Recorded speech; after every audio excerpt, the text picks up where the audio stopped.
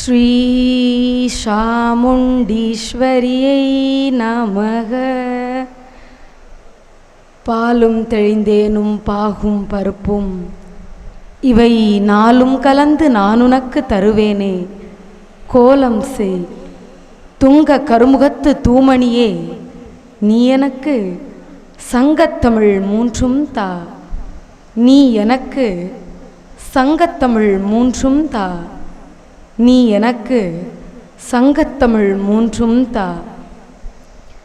தாயினும் கனிந்த உள்ளம், தளர்விலா தீர வீரம், தீயினை போன்ற தூய்மை, தென்றலை போன்ற தன்மை, மாயையும் அஞ்சும் ஞானம், மன்மதன் போன்ற மேனி, ஆயவை பொருந்தும் அண்ணல் விவேகானந்தர் வாழ்க.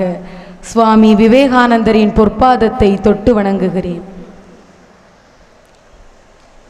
நடைபெற்று கொண்டிருக்கின்ற ஸ்ரீவில்லிபுத்தூர் அருள்மிகு நாச்சியார் திருக்கோவிலிலே திரு ஆடிப்பூர திருவிழாவில் ஆதிராவுக்கு பேசுவதற்கென்று ஒரு அருமையான வாய்ப்பினை உருவாக்கி தந்த கோவில் நிர்வாகிகளுக்கும் கோவில் அறக்கட்டளை துறையை சார்ந்த அத்தனை பெரியவர்களுக்கும், மேலும் இந்த அருமையான வாய்ப்பினை எனக்கு உருவாக்கி தந்த தவத்திரு சுவாமி பத்மேந்திராஜி அவர்களின் பொற்பாதத்தையும் தொட்டு வணங்குகிறேன்.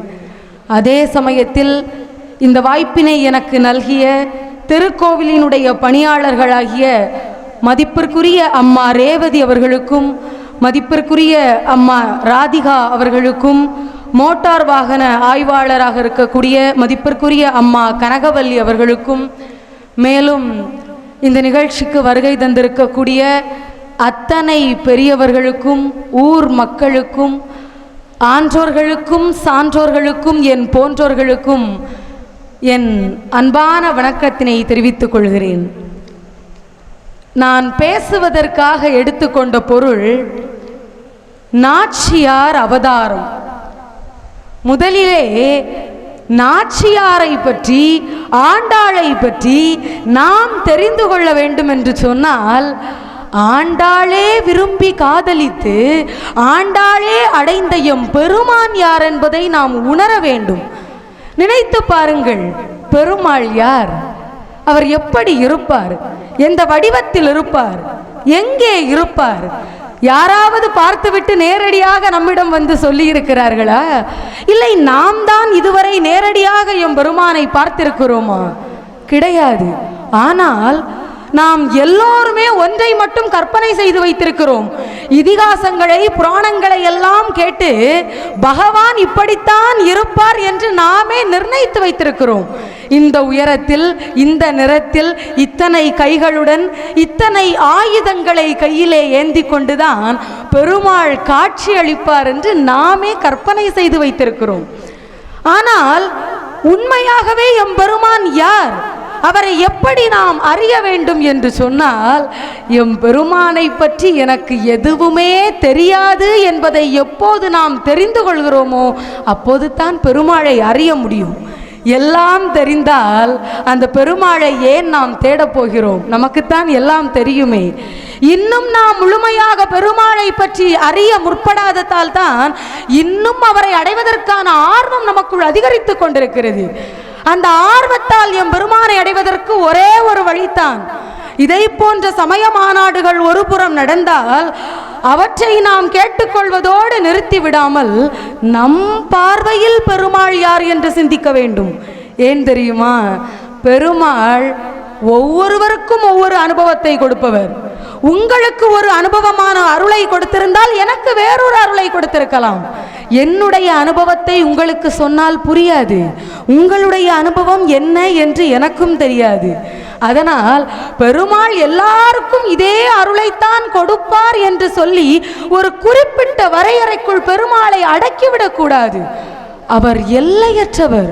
ஒவ்வொருவருக்கும் பேரருளை கொடுக்கக்கூடியவர். ஒவ்வொருவருக்கும் ஒவ்வொரு விதமான அருளினை கொடுப்பவர். அதனால்தான் பெரியாழ்வார் பெருமாளை பற்றி சொல்கிற சமயத்திலே வரம்பொழி வந்து ஒல்லை கூடுமினோ என்று சொன்னார். எம் பெருமானுக்கு வரம்பினை நீங்கள் வகுக்காதீர்கள் என்கிறார் பெரியாழ்வார். இந்த வரம்பிற்குள் தான் பெருமாள் இருக்கிறார் என்று சொல்லி, இவ்வளவு தூரம்தான் அவரை அடைய முடியும் என்று சொல்லி, நாமவே எல்லை போடக்கூடிய கட்டத்திற்குள் பெருமாள் இல்லை என்று பெரியாழ்வார் சொல்லிக் கொடுக்கிறார். இதையெல்லாம் எப்போது நாம் தெரிந்து கொள்கிறோமோ அப்போதுதான் நாம் ஆண்டாளை தெரிந்து கொள்ள முடியும்.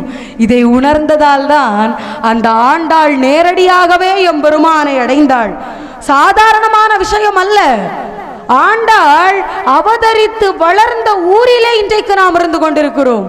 அப்படிப்பட்ட ஊரிலே ஆண்டாளுடைய ஆலயத்திலே 1 மணி நேரம் பேசுவதற்கு எனக்கு வாய்ப்பு கிடைத்தது என் வாழ்க்கையிலே எனக்கு கிடைத்த மிகப்பெரிய புண்ணியம் என்று சொல்லுவேன். ஏனென்றால் ஆழ்வார்களிலேயே ஒரே பெண்ணாழ்வார் ஆண்டாள். அந்த ஆண்டாள் அவதரித்த ஊர் இது. அதே சமயத்தில் ஆழ்வார்கள் 2 பேருடைய சன்னதியை, பெரியாழ்வாரையும் ஆண்டாளையும் கொண்டது இந்த ஆலயம். இந்த ஆலயத்திற்கு ஒருவன் வருகின்ற சமயத்திலே திருவரங்கனுடைய அருளையும் பெறலாம், ஆண்டாளுடைய அருளையும் பெறலாம், பெரியாழ்வாருடைய அருளையும் பெறலாம். ஆக ஒரு ஆலயத்திலேயே 3 விதமான அருளை பெற வேண்டும் என்று சொன்னால், அந்த புண்ணியம் உண்டும் என்று சொன்னால் அது ஸ்ரீவில்லிபுத்தூர் ஆண்டாள் நாச்சியார் கோயிலில் மட்டும்தான் கிடைக்கிறது. இந்த ஆலயத்தினுடைய கோபுர சிறப்பினை நான் சொல்ல வேண்டிய அவசியம் இல்லை. அந்த கோபுர சிறப்பினை நம் தமிழ்நாட்டினுடைய முத்திரை இன்றைக்கும் உலகம் அறிய பறைசாற்றி கொண்டிருக்கிறது.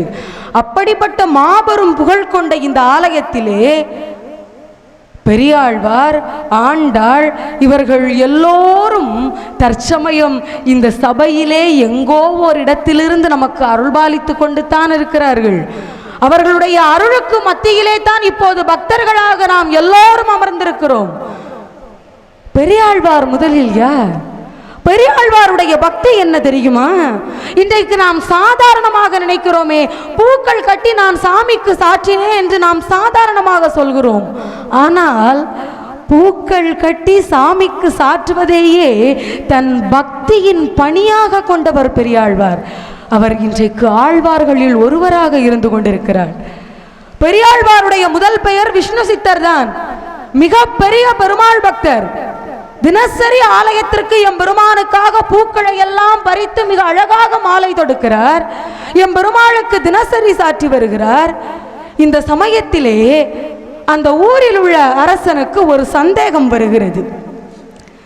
அரசன் மிக குழப்பம் கொள்கிறான். என்ன விடையாக இருக்கும் என்று திகைத்து போகிறான். அரசனுடைய சந்தேகம் என்னவென்றால், எது பரம தத்துவம்? அரசன் குழம்பி போகிறான்.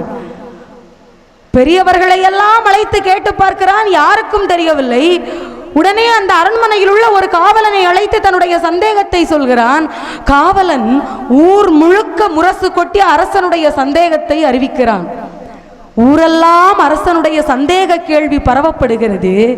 இந்த நேரத்திலே பெரியாழ்வாரின் காதுக்கு கேட்கிறது, எது பரம தத்துவம்? இதுதான் அரசனுடைய சந்தேகம் என்று. பெரியாழ்வார் சிரிக்கிறார் மனதிலே. இதுவெல்லாம் ஒரு சந்தேகமா? இதற்கெல்லாம் ஒருவன் யோசிக்க வேண்டுமா? இவ்வளவுதான் கேள்வியா என்று சொல்லி நேரடியாக அரச சபைக்கு செல்கிறார் பெரியாழ்வார். அரசனிடம் கேட்கிறார், அரசே, உங்கள் சந்தேகம் என்ன? அரசன் சொன்னான், எது பரம தத்துவம்? இதுதான் என் சந்தேகம் என்று. பெரியாழ்வார் சிரித்து கொண்டே சொன்னார், அரசே, நாராயணமே பரம தத்துவம். இதைவிட இதற்கு சிறந்த விட என்ன இருக்க முடியும் என்று தான் சொன்னது தாமதம். அங்கே சரியான விடையை சொல்பவர்களுக்கு கொடுக்க வேண்டும் என்று சொல்லி ஒரு பொற்கிழியை அந்த அரண்மனையின் பக்கத்தில் ஒரு கம்பத்தின் உச்சியில் கட்டி வைத்திருந்தார்கள். பெரியாழ்வார் நாராயணம்தான் பரம தத்துவம் என்று சொன்னதே தாமதம். அந்த கம்பம் தானாக சரிந்து வந்து அதன் உச்சியில் இருந்த பொற்கிழியை பெரியாழ்வாரின் கையில் கொடுத்துவிட்டு சென்றதாம். நினைத்து பாருங்கள், பெரியாழ்வாருக்கு எவ்வளவு பக்தி இருக்க வேண்டும். பெரியாழ்வாருக்கு அவ்வளவு பக்தி இருக்கிறது என்று சொன்னால், பெரியாழ்வார் கூறிய நாராயணம் என்கிற நாமத்திற்கு எவ்வளவு சிறப்பு இருக்க வேண்டும். அதனால் தானே ஆழ்வார்கள் பலரும் இந்த நாமத்தாலேயே சிறப்பு பெற்றார்கள். நாராயணம் என்பது சாதாரணமான ஒரு வார்த்தை அல்ல. நான் சொல்கிறேன், தினசரி குறைந்தது 10 முறையாவது சொல்லி பாருங்கள். நம்முடைய மனதிலே தீய எண்ணங்கள் குடிகொள்வதற்கான வாய்ப்பே இருக்காது. ஏன் தெரியுமா? உதாரணமாக ராமாயணத்தை கூட எடுத்து பார்க்கலாம். ராமாயணத்திலே ராவணன் சீதையை கைப்பற்ற வேண்டும் என்று துடித்து கொண்டிருக்கிறான். பல சூழ்ச்சிகளை செய்து பார்க்கிறான். எந்த சூழ்ச்சியும் கைகூடவில்லை. இந்த சமயத்திலே ராவணனுடைய ஒரு மந்திரி ராவணனை அழைத்து சொல்கிறார், ராவணா, இத்தனை சூழ்ச்சிகளை நீ கடைபிடித்து பார்த்தாயே, நான் ஒன்று சொல்கிறேன், அதை செய்து பார் என்று. ராவணன் என்ன என்று கேட்டான். மந்திரி சொன்னான், நீ ராமனாக வேடமணிந்து காற்றுக்கு சென்று பார். ராமன் என்று நினைத்து சீதை உன்னுடன் வந்து விடுவாள் என்று அந்த மந்திரி சொல்கிறான். ராவணன் கேட்டுவிட்டு மந்திரியை பார்த்து சொல்கிறான், இத்தனை சூழ்ச்சிகளை கடைபிடித்த எனக்கு ராமனுடைய வேடத்தை அணிய வேண்டும் என்பது கூடவா தெரியாது? மந்திரியே, முன்பாகவே அந்த வேடத்தை அணிந்தேன். என்னவோ தெரியவில்லை, ராமனின் வேடத்தை அணிந்தவுடன் என் மனைவியை தவிர இன்னொரு பெண்ணை என்னால் பார்க்க முடியவில்லை என்று சொன்னார். நினைத்து பாருங்கள், ராமனுடைய வேடத்திற்கே அவ்வளவு சக்தி இருக்கிறது. அதே போலத்தான் பார்ப்பதற்கு ஓம் நமோ நாராயணாயா என்பது சாதாரணமாக தெரியலாம். ஆனால் குறைந்தது 10 முறையாவது சொல்லி பாருங்கள், அதன் அருமை உங்களுக்கு தெரியும். இன்னும் சொல்ல போனால் திருமங்கையாழ்வாருடைய புராணம் கூட நாராயணம் என்கிற நாமத்தின் சிறப்பை நமக்கு சொல்லிக் கொடுத்திருக்கும். திருமங்கையாழ்வார் ஆரம்பத்திலே நீலன் என்ற பெயரோடு தான் வளர்கிறார். அரச பரம்பரையிலே பிறந்ததால் அரச போகத்துடன் பிறக்கிறார். தன் வாழ்க்கையின் பல நாட்களையும் வீணடித்து விடுகிறார். இளம் பருவம் முழுவதையும் வீணடித்து விட்ட அவருக்கு இப்போது தான் தெரிகிறது, வாழ்க்கை என்பது இந்த கட்டத்திற்குள் இல்லை, நாம் எம் பெருமானை அடைய வேண்டும் என்று சொல்லி அந்த போக வாழ்க்கையிலிருந்து சற்று அவர் விடுவிக்கப்பட்டு வருகிற சமயத்திலே குமுதவல்லியை பார்க்கிறார். பார்த்த உடனே அந்த பெண்ணை எப்படியாவது திருமணம் செய்ய வேண்டும் என்று தோன்றியது. அந்த பெண்ணிடம் சென்று சொன்னார், அம்மா, உன்னை நான் திருமணம் செய்து கொள்ள ஆசைப்படுகிறேன், என்னை திருமணம் செய்வாயா என்று கேட்டார். அவள் சொன்னாள், நீங்கள் வைணவராக மாறி வந்தால் நான் உங்களை திருமணம் செய்யலாம். ஆனால் அது மட்டுமல்ல, அதே சமயத்தில் தினசரி 108 பேருக்கு பாத பிரதிஷ்டை செய்து அவர்களுக்கு அன்னதானம் கொடுக்க வேண்டும். இது திருமணம் நடப்பது வரை மட்டுமல்ல, திருமணம் முடிந்த பிறகும் இதை தினசரி நீங்கள் செய்ய வேண்டும். செய்தால் திருமணம் செய்கிறேன் என்றாள். அவ்வளவுதானே விஷயம் என்று சொல்லி அவளை திருமணம் செய்து அதற்காக தினசரி 108 பேருக்கு அன்னதானம் செய்தார். நாட்கள் கடக்க கடக்க தன்னுடைய சொத்துக்களை விற்றுதான் அன்னதானம் செய்ய வேண்டும் என்கிற நிலை உருவானது நீலனுக்கு. சொத்துக்களை எல்லாம் விற்றார். இறுதியில் அரச பதவி கூட கையிலே இல்லாமல் போனது. நீலனை பொறுத்தவரைக்கும், திருமங்கையாழ்வாரை பொறுத்தவரைக்கும் தினசரி 108 பேருக்கு அன்னதானம் செய்ய வேண்டும், அவ்வளவுதான். பணம் எங்கிருந்து வந்தாலும் பரவாயில்லை என்று நினைத்தார். பக்தி அவரின் கண்ணை மறைத்தது. அதனால் வழிப்பறி திருடனாக மாறுகிறார் திருமங்கையாழ்வார். காட்டிலே தன்னுடைய மனைவியுடன் சென்று இருக்கிறார். யாராவது அந்த வழியாக வியாபாரத்திற்காகவோ அல்லது நகைகளுடனோ வந்தால் அவர்களிடம் வழிப்பறி கொள்ளை செய்வது இவருடைய கடமை. அவர் சுயநலத்திற்காக செய்யவில்லை, பொது நலத்திற்காக செய்தார். அவற்றையெல்லாம் கொள்ளை செய்து அதில் வந்த பணத்திலே பிறருக்கு தானம் செய்தார். நாட்கள் கடந்தது. இவருடைய பக்தியை உலகத்திற்கு காட்ட வேண்டும் என்று பெருமாள் நினைக்கிறார். பெருமாள் லக்ஷ்மி தேவியுடன் கல்யாண கோலத்திலே அந்த காட்டு வழியாக வருகிறார். வருவது பெருமாள் என்று திருமங்கையாழ்வாருக்கு தெரியாது. யாரோ அதிக ஆபரணங்களை எல்லாம் போட்டுக்கொண்டு வருகிறார்கள். இவர்கள் ஒருவரிடம் கொள்ளை செய்துவிட்டால் பல நாட்கள் நாம் அன்னதானம் செய்யலாம் என்பதை மட்டும்தான் திருமங்கையாழ்வார் யோசித்தார்.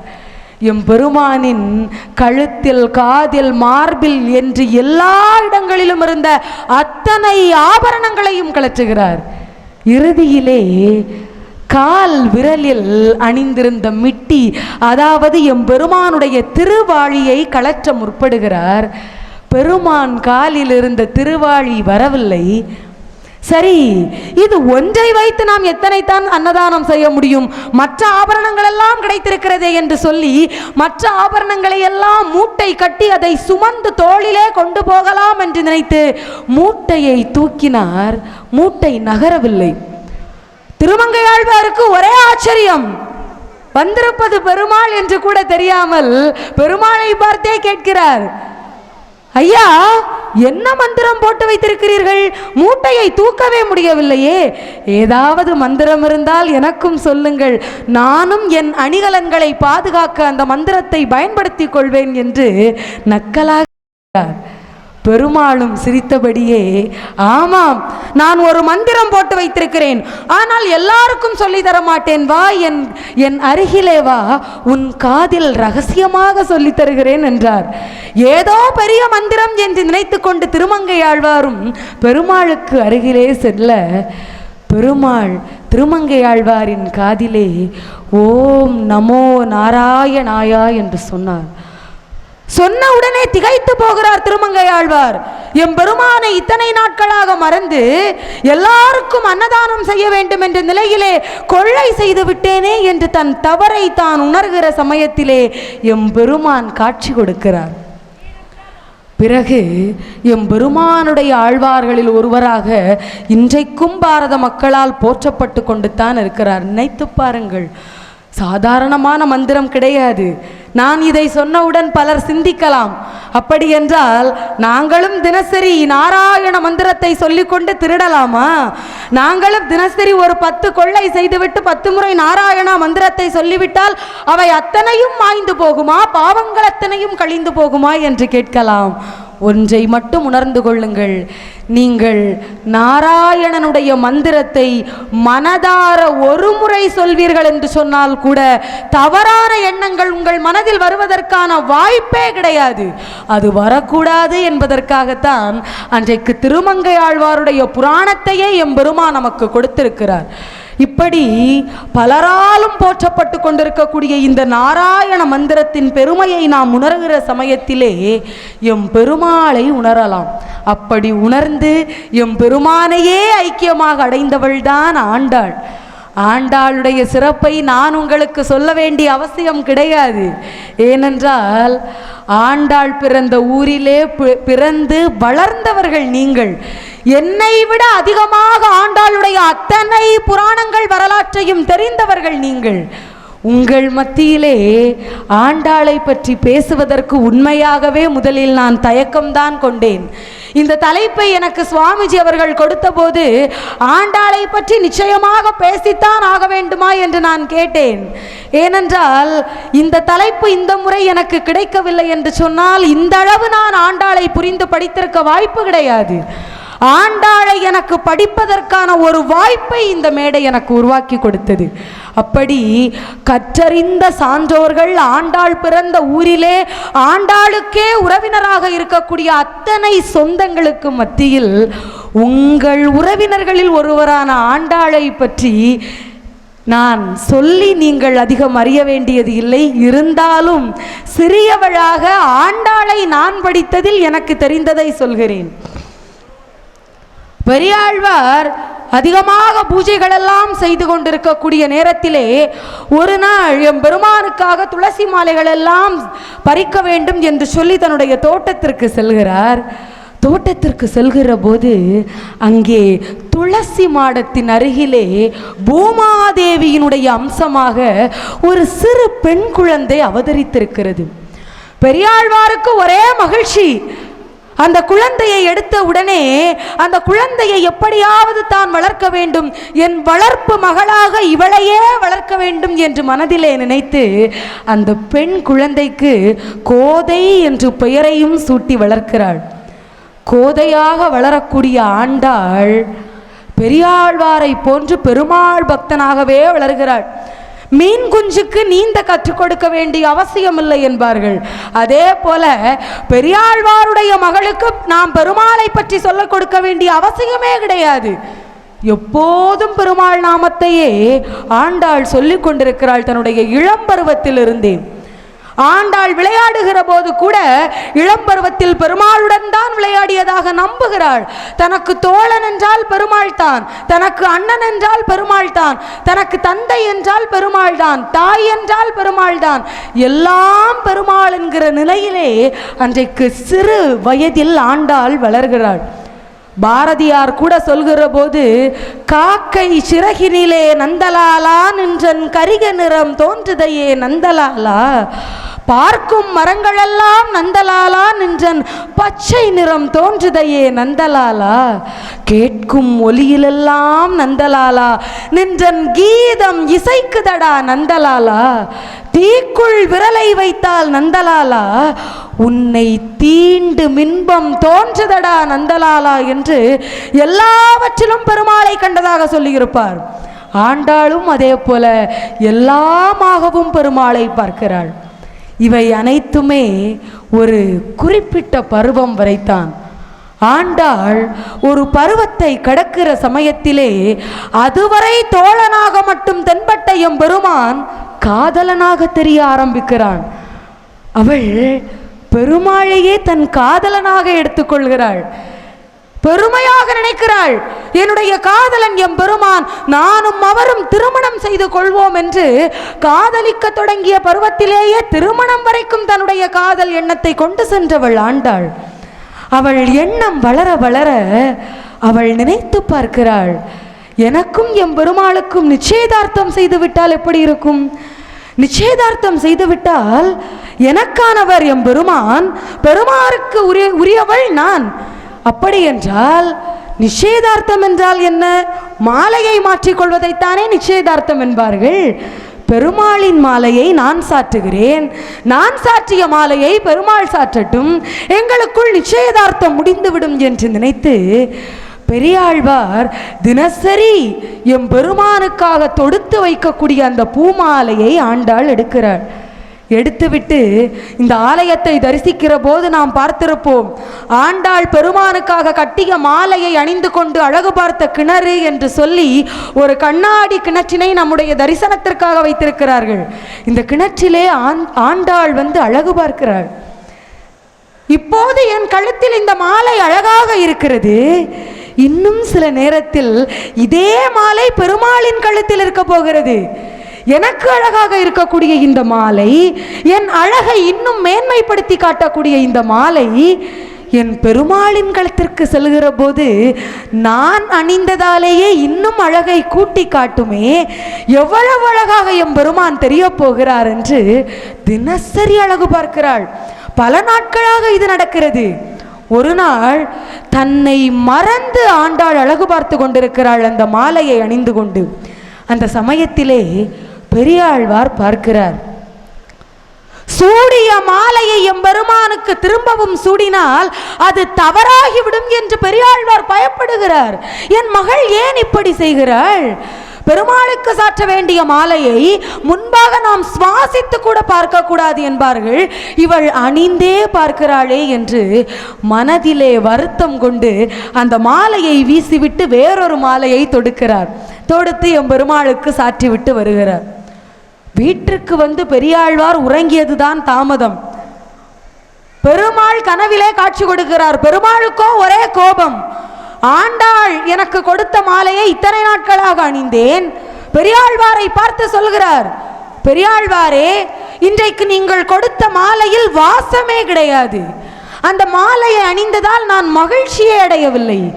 உங்கள் மகள் கோதை, என்னையே ஆள்கிற ஆண்டாள், அவள் அணிந்த மாலை எனக்கு வேண்டும்.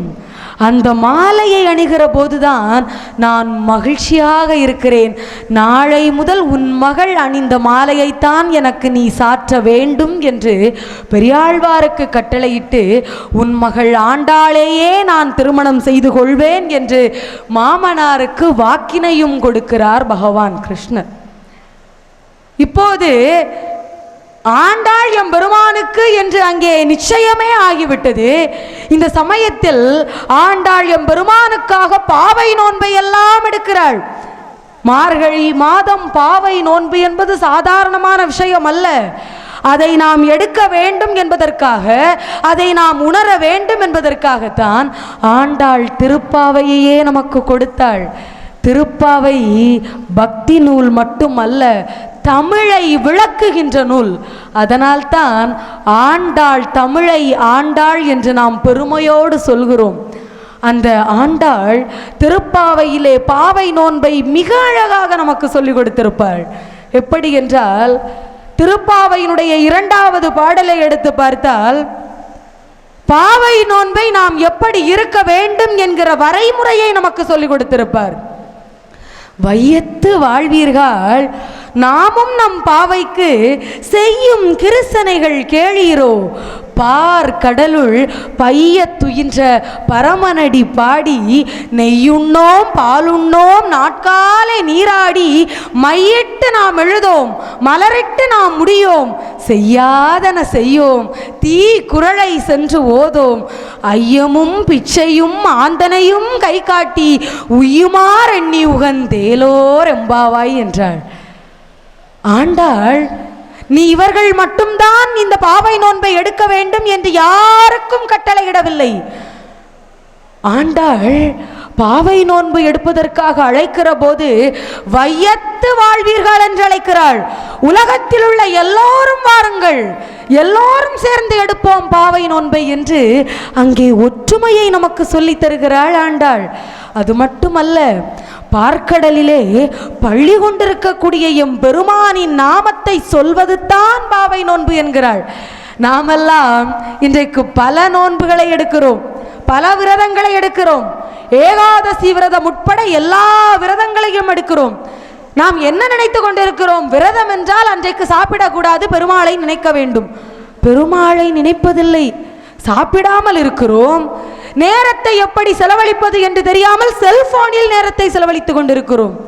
இந்த நவீன யுகம் உருவாகிவிடும் என்று சொல்லித்தான் ஆண்டாள் அன்றைக்கே சொன்னாள், நேரத்தை கழிப்பதற்கு வேறு எந்த செயலையும் நீ செய்யக்கூடாது, பார்க்கடலிலே பள்ளி கொண்டிருக்கக்கூடிய எம் பெருமானின் நாமத்தை மட்டும் நீ நோன்பிருக்கும் சமயத்தில் சொல்ல வேண்டும் என்று கட்டளையிடுகிறாள் ஆண்டாள். பார் கடலுள் பைய துயின்ற பரமனடி பாடி என்று சொல்கிறாள். அதன் பிறகு எப்படி நம்முடைய உணவு முறை நோன்பின் போது இருக்க வேண்டும் என்றும் சொல்லித் தருகிறாள். பால் கலந்த உணவை உண்ணக்கூடாது, நெய் கலந்த உணவை உண்ணக்கூடாது. இவற்றையெல்லாம் ஒதுக்கிவிட்டு பெருமாளை நாம் அழகுபடுத்த வேண்டும் என்கிறாள். நோன்பிருக்கிற சமயத்திலே கண்ணுக்கு மையிட்டு தலைக்கு பூ வைத்து தன்னை அழகுபடுத்த வேண்டும் என்று ஒரு பெண் நினைக்க கூடாதாம். அதே சமயத்தில் பெருமாளுக்கு மாலை தொடுத்து சாற்றி எம் பெருமாளை பற்றி நாமங்களை பாடி அவர் அழகுறுவதை நம் கண்களால் பார்ப்பதுதான் ஒரு பெண்ணுக்கே அழகு என்று திருப்பாவையில் ஆண்டாள் சொல்லித் தருகிறாள்.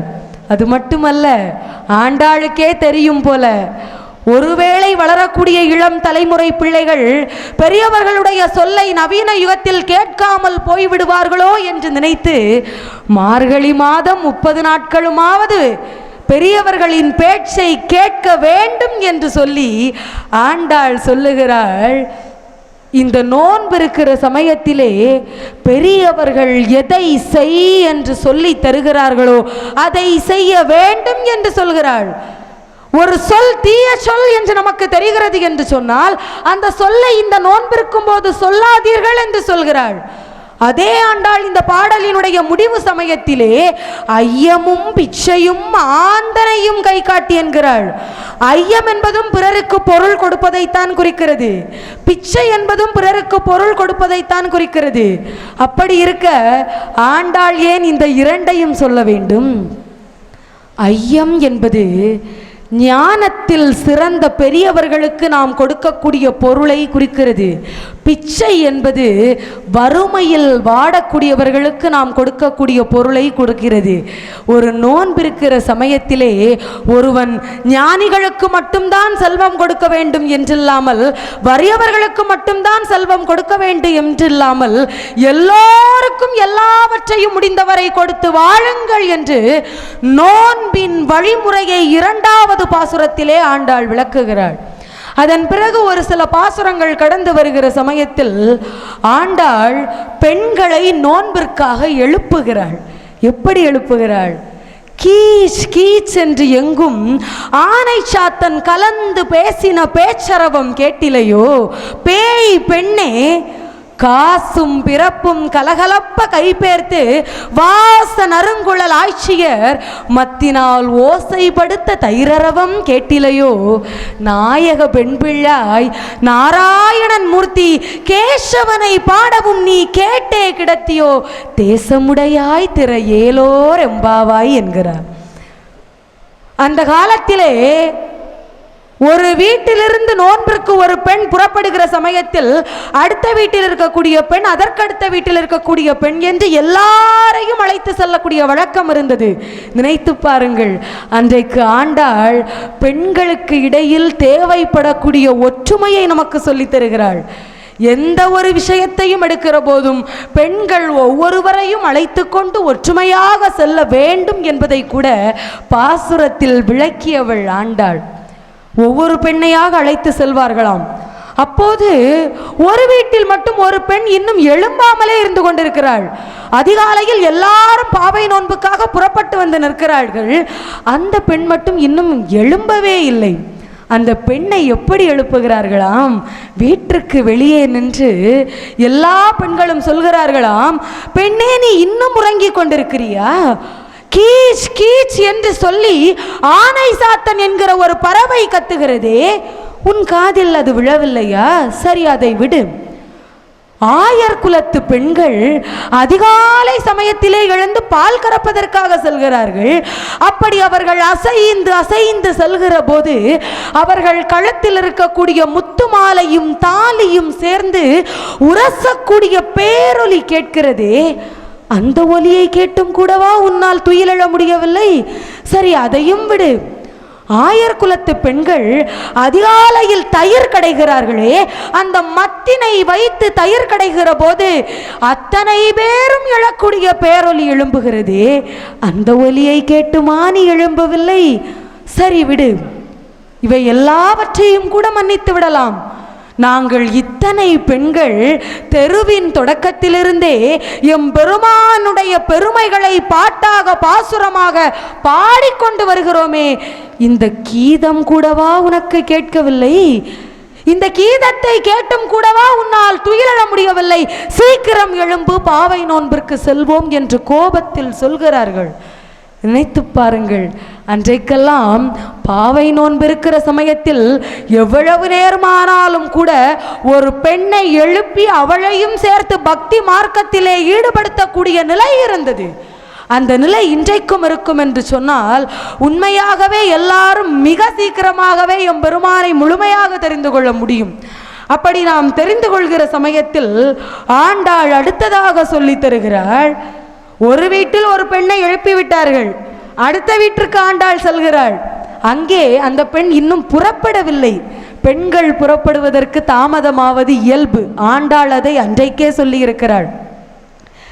எல்லே இளங்கிளியே, இன்னமும் உறங்குதியோ? சில்லென்று அழையேன் மின் நங்கை மீர் போதருகின்றேன்.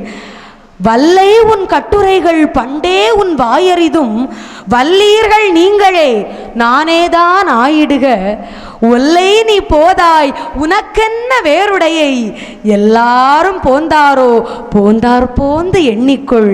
வல்லானை குன்றானை மாற்றானை மாற்றழிக்க வல்லானை மாயனை பாடேலோர் எம்பாவாய் என்றாள். ஒரு வீட்டிலே ஒரு பெண்ணை எழுப்பி விட்டார்கள். அடுத்த வீட்டில் உள்ள பெண் எழுந்து விட்டாள். ஆனால் புறப்பட்டு கொண்டிருக்கிறாள். அவள் பாவை நோன்பிருப்பதிலே மிக இளம் வயதை கொண்ட பெண். அதனால் தான் ஆண்டாள் குறிப்பிடுகிறாள், எல்லே இளங்கிளியே என்று. இளம் பெண்ணே, பாவை நோன்பிருப்பதிலேயே இளம் வயதை கொண்டவளே, இன்னும் நீ எழும்பவில்லையா என்று நக்கலாக கேட்கிறாள் ஆண்டாள். அங்கே வீட்டிற்குள் இருந்த அந்த இளம் வயது பெண் சொல்கிறாள், சில்லென்று அழைக்காதீர்கள், காது வலிக்கிறது. இப்போது என்ன நடந்து விட்டது என்று இப்படி கத்துகிறீர்கள் என்று அந்த பெண் கேட்டிருக்கலாம். ஏனென்றால் ஆண்டாள் எழுதிய பாசுரத்திலே 2 பேர் பேசுவதாக அமைந்த பாசுரம் இதுதான். 2 பெண்கள் பதில் கொடுப்பதாக இந்த பாசுரம் இருக்கும். ஒருவேளை அந்த பெண் சொல்லி இருக்கலாம், சில் என்று என்னை அழைக்காதீர்கள் என்று. உடனே வீட்டிற்கு வெளியில் இருந்த பெண்கள் சொல்கிறார்கள், யார் சில் என்று அழைக்கிறார்கள்? இளம் வயதிலே இப்படி வாயாடுகிறையே, வாயாடியாகத்தான் நீ வளரப்போகிறாய் என்று நினைக்கிறேன் என்று வீட்டிற்கு வெளியில் இருந்த பெண்கள் சொல்லி இருக்கலாம். அதற்கு உள்ளே இருந்த அந்த இளம்பெண் பதில் கொடுக்கிறாள், யார் வாயாடி? நீங்கள் தான் வாயாடி. ஒரு இளம் பெண்ணிடம் இப்படி மிரட்டுகிறீர்கள், நீங்கள் தான் வாயாடி, நான் வாயாடி இல்லை என்று சொல்கிறாள். ஒரு 2 நொடிகளுக்கு பிறகு அந்த இளம் பெண்ணே திரும்ப பேசுகிறாள், சரி சரி, நான் தான் வாயாடி என்றே ஒத்துக்கொள்கிறேன், இதோ வருகிறேன் என்கிறாள். நினைத்து பாருங்கள், அன்றைக்கெல்லாம் ஒரு பெண் ஒரு தவறை செய்யவில்லை என்று சொன்னாலும் கூட பெரியவர்கள் சொன்னால் நான் தான் செய்தேன் என்று ஒப்புக்கொள்ளக்கூடிய வழக்கம் இருந்ததை ஆண்டாள் பாசுரத்திலே விளக்கி தருகிறாள். இப்போது நான் தான் வாயாடி என்று ஒத்துக்கொள்கிறாள். பின் கேட்கிறாள் அந்த இளம்பெண், ஏன் எல்லோரும் என்னை வந்து அழைக்கிறீர்கள்? மற்ற எல்லா பெண்களும் வந்து விட்டார்களா? என்னை மட்டும் இப்படி அழைக்கிறீர்களே என்று கேட்டிருக்கலாம். அதற்கு வெளியில் இருந்த பெண்கள், எல்லாரும் வந்திருக்கிறார்கள், உனக்கு நம்பிக்கை இல்லை என்று சொன்னால் ஏன் நீயே வெளியில் வந்து எண்ணி சரிபார்த்து கொள் என்று சொல்வதாக ஆண்டாள் எழுதுகிறாள். நினைத்து பாருங்கள், நாமெல்லாம் நினைக்கிறோம் இன்றைக்குத்தான் பெண்களுக்கிடையே நகைச்சுவையாக பேசக்கூடிய வழக்கம் இருக்கிறது என்று. ஆண்டாள் 1000 ஆண்டுகளுக்கு முன்பாகவே உணர்த்தி கொடுத்திருக்கிறாள். திருப்பாவையை படிக்கிற போது நம்மை மறந்து நாம் ஆண்டாளை காட்டிலும் பெருமாளை நேசிக்க ஆரம்பித்து விடுவோம் போல, அந்த அளவுக்கு ஆண்டாள் உருகி உருகி எழுதியிருப்பாள் எல்லாவற்றையுமே. இப்போது இந்த பெண்ணையும் அழைத்து விட்டார்கள். அடுத்ததாக செல்கிறார்கள். பெண்களை எல்லாம் அழைத்துவிட்டு எம்பெருமானை பார்க்க சென்றிருக்கலாம். ஆண்டாள் ஒரு சில பாசுரம் கழித்து எழுதுகிற போது, அங்கண்மா ஞாலத்து அரசன் அபிமான பங்கயமாய் வந்து உன் பள்ளிக்கட்டிற் கீழே சங்கம் இருப்பார் போல் வந்து தலை பெய்தோ கிங்கிணி வாய் செய்த தாமரை பூ போல செங்கண் சிறு சிறிதே எம்மேல் விழியாவோ என்று ஆண்டாள் அந்த பாடலிலே கேட்டிருப்பாள். என்னவென்று சொன்னால், ஆண்டாள் எம் பெருமானை பார்த்து சொல்கிறாள், பெரிய பெரிய அரசர்கள் எல்லோருமே என்ன செய்கிறார்கள்? ஆணவத்தோடு இருக்கிறார்கள். ஆணவம் தன்னுடைய தலைக்கு ஏறி தன்னுடைய வாழ்க்கையின் வீழ்ச்சி நிலை வருகிற போது ஆணவத்தை இறக்கிவிட்டு எம் பெருமான் ஒருவன் இருக்கிறான் என்று உன் திருவடியிலே தஞ்சம் கொள்கிறார்கள். ஆணவத்தை எல்லாம் முடித்த பிறகு திருவடியில் வரக்கூடிய அரசர்களுக்கு நீ அருள் கொடுக்கிறாய். நான் ஆணவம் கொள்ளவில்லை. ஆணவம் என் தலைக்கு வருவதற்கு முன்பாகவே நீதான் சரணம் என்று சொல்லி இப்போதே உன் திருவடியை நோக்கி வருவதற்காக பாவை நோன்பிருக்கிறேன். ஆணவம் கொண்ட அரசனுக்கே அருள் பாலிக்கக்கூடிய நீ உன் அருளுக்காக ஏங்கி வரக்கூடிய எங்களையும் சற்று பார், இந்த பாவைகளுக்கும் சற்று அருளினை கொடு என்று ஆண்டாள் கேட்கிறாள். அந்த அருளை எப்படி கொடுக்க வேண்டும் என்று ஆண்டாள் சொல்கிறாள். சாதாரணமாக கொடுக்க வேண்டும் என்று ஆண்டாள் கேட்கவில்லை. சிம்மாசனத்திலே அமர்ந்து நீ எங்களுடைய கேள்விகளை எல்லாம் கேட்க வேண்டும் என்று சொல்கிறாள். எப்படி ஆண்டாள் பெருமாளை பார்த்து சொல்கிற போது, மாரிமலை முளைஞ்சில் மன்னி கிடந்துறங்கும் சீரிய சிங்கம் அறிவுற்று தீவிழித்து வேரிமயிர் பொங்க எப்பாடும் பேர்ந்துதறி மூறி நிமிர்ந்து முழங்கி புறப்பட்டு போதருமா போலே நீ பூவை பூ வண்ணா நின் கோவில் வாசலில் இங்கனே போந்தருளி கோப்புடைய சீரிய சிங்காசனத்தமர்ந்து யான் வந்த காரியம் ஆராய்ந்தருளேலோர் எம்பாவாய் என்றாள். என்ன தெரியுமா, ஒரு சிங்கம் மழை காலத்திலே மழையில் நனைந்து விடாமல் இருப்பதற்காக அழகான ஒரு குகையினை பார்த்து அந்த குகைக்குள்ளே சென்று தன்னை பாதுகாத்து கொள்ளுமா. மழைக்காலம் எல்லாம் முடிகிற சமயத்தில் அந்த சிங்கம் குகையிலிருந்து வெளிவருகிற போது தன் உடல் மயிர் அத்தனையையும் ஒரு சிலிர்ப்பை ஏற்படுத்தி உடலில் இருந்த அத்தனை நீரையும் வெளியிலே பாய்ச்சிவிட்டு ஒரு ராஜ கோலத்திலே காட்டில் இருக்கக்கூடிய அத்தனை மிருகங்களும் பார்க்க சமயத்திலே ஒரு கம்பீரமான தோற்றத்தோடு அதுவரை தான் பதுங்கி இருந்த அந்த குகைக்கு மேலே அந்த குகையையே தன் சிம்மாசனமாக மாற்றிக்கொண்டு குகைக்கு மேல் ராஜா போன்று அமைந்திருக்குமாம் சிங்கம். ஆண்டாள் பெருமாளை சிங்கம் என்று சொல்கிறாள். எப்படி தெரியுமா? மழை காலத்திலே சிங்கம் குகைக்குள் ஒழிவதை போல, அங்கே தன்னை பாதுகாத்து கொள்வதை போல, மார்கழி மாதத்திற்கு முன்பு வரை பெருமாள் அங்கே மேலோகத்திலேயே அமர்ந்து கொண்டிருக்கிறார், பார்க்கடலுக்குள்ளேயே வாசம் கொள்கிறார். மார்கழி மாதம் வந்தவுடன் சிங்கம் குகைக்குள்ளிருந்து ராஜ கோலத்தில் வெளிவருவது போல மார்கழி மாதம் உதித்தவுடன் பார்க்கடலிலிருந்து எம்பெருமான் ராஜகோலத்தோடு வெளிவருகிறார். அப்படி வெளிவந்து சிங்கம் குகைக்கு மேல் அமர்வதைப் போல கற்களும் முத்துக்களும் பதிக்கப்பட்ட ராஜ சிம்மாசனத்திலே எம்பெருமாள் அமர்ந்து இந்த பெண்களெல்லாம் எதற்காக பாவை நோன்பு இருக்கிறார்கள் என்பதை தெரிந்து கொள்வதற்காக அந்த சிம்மாசனத்தில் இருந்தபடியே ஏன் நீங்கள் பாவை நோன்பு இருக்கிறீர்கள் என்று உங்கள் வாயால் பெருமாளே நீ கேட்க வேண்டும். எங்களுக்கு தெரியும் நாங்கள் எதற்காக பாவை நோன்பிருக்கிறோம் என்று, ஆனால் உன் திருவாயால் நீ எதற்காக இருக்கிறாய் என்று கேட்டு நாங்கள் பதில் சொல்வதை விட வேறென்ன அருள் எங்களுக்கு வேண்டும் என்று ஆண்டாள் கேட்கிறாள். இதுதான் ஆண்டாளுடைய பக்தி. ஆண்டாள் எதையும் எம்பெருமானிடம் எதிர்பார்க்கவில்லை. எம்பெருமான் நேரடியாக தன்னை பார்த்து பேச வேண்டும், எம்பெருமானை தான் அடைய வேண்டும் என்று மட்டும்தான் ஆண்டாள் நினைக்கிறாள். இதே சமயத்தில் ஒருவேளை எம்பெருமான் அந்த சிம்மாசனத்தில் வந்து அமர்ந்திருக்கலாம். ஒருவேளை இந்த பாவை நோன்பிருந்த பெண்கள் எம்பெருமானை பார்த்திருக்கலாம். சிம்மாசனத்திலிருந்து எம்பெருமான் உனக்கு என்ன வேண்டும் என்று கூட கேட்டிருக்கலாம். ஏன் தெரியுமா? அதற்கு அடுத்து ஒரு சில பாசுரங்களுக்கு பின் ஆண்டாள் சொல்கிறாள், கூடாரை வெல்லும் சீரார் கோவிந்தா உந்தன்னை பாடி பறை கொண்டு யாம் பெறும் சம்மானம் நாடு புகழும் பரிசினால் நன்றாக சூடகமே தோள்வளையே தோடே செவி பூவே பாடகமே என்றனைய பல்கலனும் யாமணிவோம் ஆடை உடுப்போம் அதன் பின்னே பால் சோறும் மூடனை பெய்து முழங்கை வழிவார கூடி இருந்து குளிர்ந்து ஏலோர் எம்பாவாய் என்றிருப்பாள். இந்த பாடலினுடைய விளக்கத்தை ஆண்டாளுடைய சன்னதியில் கூட புகைப்படமாக வைத்திருந்தார்கள். நான் தரிசிக்கிற போது பார்த்திருந்தேன். உண்மையாகவே இது திருப்பாவையிலேயே மிக முக்கியமான ஒரு பாசுரம் என்று சொல்லலாம். ஏனென்றால் பாவை நோன்பு இருக்கக்கூடிய நம்மிடத்திலே எம்பெருமான் நேரடியாக வந்து உனக்கு என்ன வேண்டும் என்று கேட்டிருந்தால் ஒருவேளை நாம் பொன்னை கேட்டிருப்போம், பொருளை கேட்டிருப்போம், வீட்டினை கேட்டிருப்போம், மகப்பேரினை கேட்டிருப்போம், எல்லோரும் மகிழ்ச்சியாக இருக்க வேண்டும் என்று கேட்டிருப்போம். ஆனால் அன்றைக்கு ஆண்டாள் அதை எதையும் கேட்கவில்லை. ஆண்டாள் சொன்னாள், பாவை நோன்பெல்லாம் முடிகிற சமயத்தில் பாவை நோன்பு தொடங்குகிற போது எதையெல்லாம் நாங்கள் விட்டோமோ அவை அனைத்தையும் தொடர்வோம். நல்ல கம்மல்களை எல்லாம் அணிந்து, ஒரு சில ஆபரணங்கள் அணிந்து, நல்ல ஆடைகளை எல்லாம் அணிந்து உன்னை நோக்கி நாங்கள் வணங்குவோம். ஆனால் அதுவல்ல என்னுடைய வேண்டுகோள். பெருமாளே, இந்த பாவை நோன்பு நான் இருப்பதெல்லாம் ஒரே ஒரு விஷயத்திற்காக தான், பேராசை ஒன்றுமில்லை.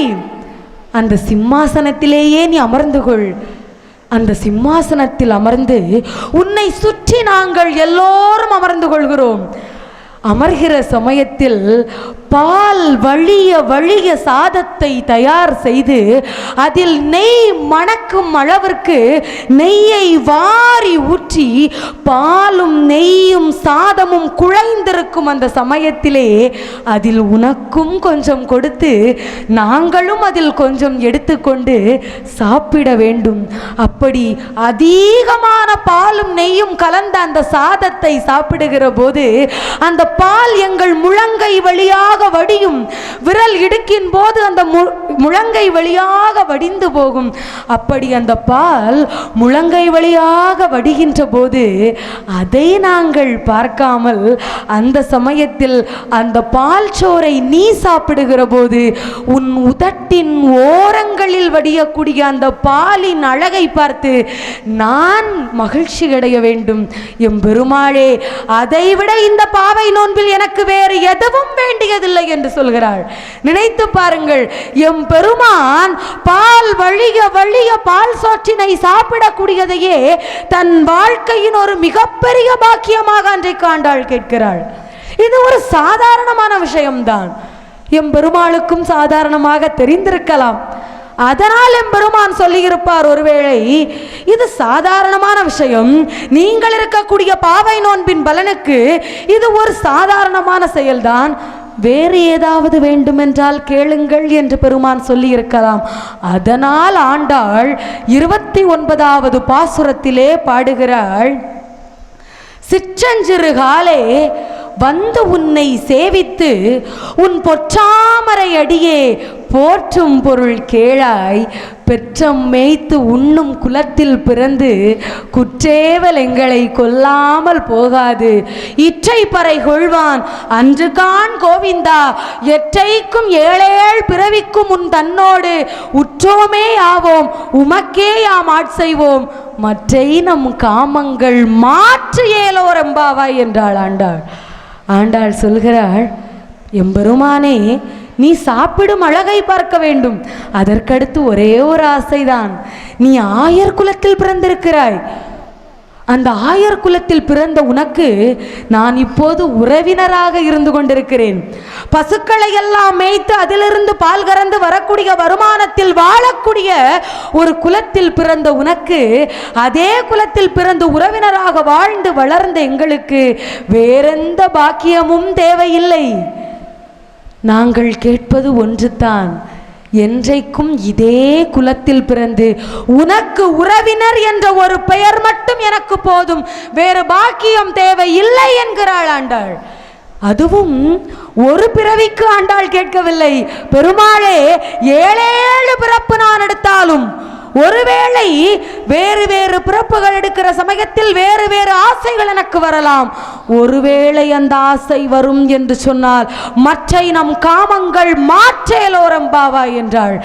உன்னுடைய குலத்தில் பிறந்து உனக்கு உறவினராய் பிறப்பதை தவிர 7 பிறவியில் எனக்கு வேறு ஆசை வரும் என்று சொன்னால் அந்த ஆசையை அடியோடு அழித்து விடு என்று ஆண்டாள் சொல்கிறார். நினைத்து பாருங்கள், ஆண்டாளுடைய திருப்பாவையை ஒருவன் படிக்கிறான் என்று சொன்னால் அவன் வாழ்க்கையில் துன்பம் வருவதற்கான வாய்ப்பே இல்லை, அவன் வாழ்க்கையில் திசை திரும்புவதற்கான வாய்ப்பும் இல்லை. ஏன் தெரியுமா? ஆண்டாள் இவ்வளவு சிறப்பாக பேசப்படுகிறாள். ஆண்டாள் இந்த பாவை நோன்பை இருந்த பிறகும் கூட அவளுடைய ஆசை அதிகரிக்கவில்லை, இவ்வளவு போதும் என்று நம்பினாள். உதாரணமாக கர்ணனை கூட சொல்லலாம். மகாபாரதத்திலே செஞ்சோற்று கடன் தீர்ப்பதற்காக அதர்ம பக்கத்திலே கர்ணன் நிற்கிறான். அர்ஜுனனுடைய அம்பு கர்ணனின் மார்பை துளைக்கிறது. அவன் செய்த புண்ணியம் அவனுடைய உயிரை எடுக்கவில்லை. தேர் சக்கரத்திலே மாண்டு போகும் சூழலில் உயிரும் போகாமல் புண்ணியமும் விட்டு போகாமல் தடுமாறிய நிலையிலே கர்ணன் கிடக்கிறான். பெருமாள் பகவான் கிருஷ்ணர் ஒரு அந்தண வேடம் எடுத்து செல்கிறார். இறக்கும் தருவாயில் கூட புண்ணியங்களை எல்லாம் எனக்கு பலனாக கொடு என்று பகவான் கேட்டவுடனே புண்ணியத்தை தாரை வார்த்து கர்ணன் கொடுக்கிறார். கொடுத்தவுடன் பகவான் கேட்கிறார், வேறு ஏதாவது உனக்கு நான் செய்ய வேண்டுமா? உன் புண்ணியத்தை எல்லாம் எனக்கு தாரை வார்த்து கொடுத்து விட்டாய், நான் ஏதாவது தர வேண்டும் என்று ஆசைப்படுகிறாயா என்று கேட்டார். நாமாக இருந்திருந்தால், கர்ணனின் நிலையில் நாமாக இருந்திருந்தால் நாம் கேட்டிருப்போம், எனக்கு வீடு பேறு வேண்டும், பிறவா நிலைமை வேண்டும், பிறப்புண்டேல் உன்னை மறவாத நிலை வேண்டும் என்று கேட்டிருப்போம். ஆனால் கர்ணன் அப்படி கேட்கவில்லை. கர்ணன் கேட்டதெல்லாம் ஒன்றே ஒன்றுதான், அல்லல் வினையால் இன்னமும் முப்புறம் உண்டாயினும் ஏழேழு பிறப்பும் இல்லை என்று இறப்போர்க்கு இல்லை என்று உரையாத இதயம் நீ அளித்தருள் என்று சொன்னார். இறக்கிற தருவாயில் கூட எத்தனை பிறவி நான் அவதரித்தாலும் கூட என்னிடம் கை நீட்டி ஒருவன் ஒன்றை கேட்டால் அதை கொடுப்பதற்கான பாக்கியத்தை மட்டும் கொடு என்றார். அதையே தான் ஆண்டாளும் எனக்கு வேறு எதுவும் தேவையில்லை, உன் குலத்தில் பிறப்பதற்கான பாக்கியத்தை மட்டும் கொடு என்று சொன்னார். ஆக மகாபாரத பகவத்கீதை சொல்லிக் கொடுத்திருக்கும் ஹர் மன்யேவாதி ஹாரஸ்தே மா பலே சுகதாசனா மா ஹர்ம பல ஹே துர்பூர் மாதே சங்கோஸ் த ஹர்மணி என்று செயல்புரிய மட்டும்தான் மனிதனுக்கு உரிமை உண்டு, அதற்கான பலனை எதிர்பார்க்கும் உரிமை கிடையாது. அதனால்தான் செயலை செய் பலனை எதிர்பார்க்காதே என்கிறார் பகவான். எப்போதும் ஒருவன் பலனை எதிர்பார்க்காமல் விரதங்களை இருக்கிறான் என்று சொன்னால் அவன் எதிர்பார்த்திருந்தாலும் அதை காட்டிலும் 1000 மடங்கான அருளை எம்பெருமான் கொடுப்பார். அதுதான் பக்தி. அப்படி பாவை நோன்பினை ஆண்டாள் முடிக்கிறாள். இன்றைக்கு நம்மில் பலருமே இந்த பாவை நோன்பை மறந்து விட்டோம். எல்லோரும் இன்றைக்கு ஏகாதசி விரதத்தை கடைபிடிக்கிறோம். ஆனால் பாவை நோன்பை ஓரளவுக்கு பலரும் மறந்தபடியே வருகிறோம். சில பேருக்கு தெரிவது கூட கிடையாது. ஏகாதசி விரதத்தை பற்றி சொல்கிற போது கங்கையை விட சிறந்த தீர்த்தமும் இல்லை, காயத்ரியை விட சிறந்த மந்திரமும் இல்லை, விஷ்ணுவை விட உயர்ந்த தெய்வமும் இல்லை, தாயினர் சிறந்ததோர் கோவிலும் இல்லை, ஏகாதசியை விட உயர்ந்த விரதமும் இல்லை என்பார்கள். அத்தனை சிறப்பு உண்டு ஏகாதசிக்கு. அதிலும் குறிப்பாக சொல்ல போனால் நிர்ஜலா ஏகாதசியை சொல்லலாம். அதாவது பாண்டவ ஏகாதசி, துவாதசி ஏகாதசி என்று பல பெயர்களிலே சொல்வார்கள். பீமா ஏகாதசி என்று கூட சொல்வார்கள். இந்த ஏகாதசி எப்படி என்றால், ஒரு முறை துர்வாச முனிவரை பார்த்து தர்மர் கேட்கிறார், துர்வாச முனிவரே, வாழ்க்கை மிகவும் கடினமான ஒன்றாக இருக்கிறது, வாழ்க்கையினுடைய துன்பங்கள் எப்போது வந்து எங்களை சேர்கிறது என்று கூட எங்களுக்கு தெரியவில்லை, அடைமழையை போல துன்பங்கள் வருகிறது, எப்போது அடைமழை பெய்யும் என்றே தெரியாதது போல துன்பங்கள் எப்போதெல்லாமோ வந்து எங்களை பாடுபடுத்துகின்றது, இதிலிருந்து நாங்கள் நீங்குவதற்கு ஏதாவது வழி சொல்லுங்கள் என்று சொல்லுகிறார்.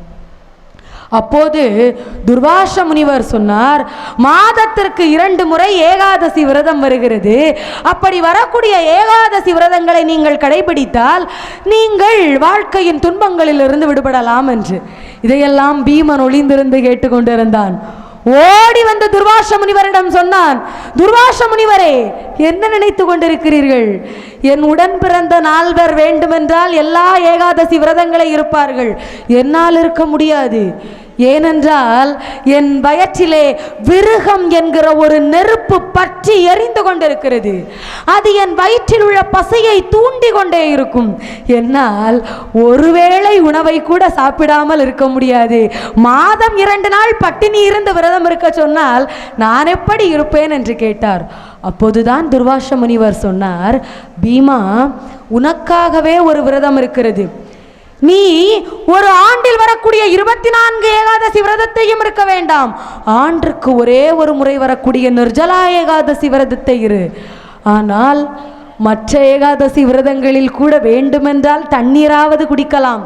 நிர்ஜலா ஏகாதசி விரதம் இருக்கிற போது தண்ணீர் கூட குடிக்க கூடாது. ஆனால் அந்த ஒரு ஏகாதசி விரதம் இருந்தால் மற்ற எல்லா ஏகாதசி விரதம் இருந்த பலனும் கிடைக்கும் என்றார். உடனே பீமன் நிர்ஜலா ஏகாதசி விரதத்தை தன் வாழ்க்கையிலே கடைபிடிக்க தொடங்கினான். இப்படி பாவை நோன்பும் ஏகாதசி விரதமும் எல்லாமே நம் வாழ்க்கையிலே முக்கியமாக கடைபிடிக்க வேண்டிய ஒன்று. அதை கடைபிடித்துத்தான் ஆண்டாளே எம்பெருமானை திருமணம் செய்வதாக கனவு கண்டாள். ஆண்டாளுடைய வாரணாயிரத்தை பார்த்தால் அழகாக இருக்கும். பெண்கள் நிச்சயமாக படிக்க வேண்டிய ஒன்று. நாம் நினைக்கிறோம் இன்றைக்குத்தான் திருமணம் என்று சொன்னால் நாம் அணிகலன்கள் அணிய வேண்டும், பெண் பார்க்க வர வேண்டும் என்றெல்லாம் நினைக்கிறோம் என்று. ஆண்டாள் அன்றைக்கே பெண் பார்க்க வந்ததாக நினைத்தாள். இந்திரன் உள்ளிட்ட தேவர் குலாமெல்லாம் வந்திருந்து என்னை மகட்பேசி மந்திரித்து மந்திரகோடி உடுத்து மணமாலை அந்தரி சூட்ட கனாகண்டேன் தோழினான் என்றாள். இந்திரனும் தேவர்களும் பார்வதி தேவியும் ஆண்டாளை பெண் பார்ப்பதற்காக வருகிறார்களாம். அங்கே பார்வதி நாத்தனார் முறையில் வருகிறாளாம். ஆண்டாளுக்கு புத்தாடை சாற்றி பூக்களை தலையில் வைத்து கொடுத்து பெண் பார்க்க வந்த நிகழ்ச்சியை நிச்சயம் முடித்துவிட்டு செல்கிறார்களாம். ஆண்டாள் எல்லாவற்றையும் கனவு காண்கிறாள். அதே போல அடுத்ததாக ஆண்டாள் கனவு காண்கிற போது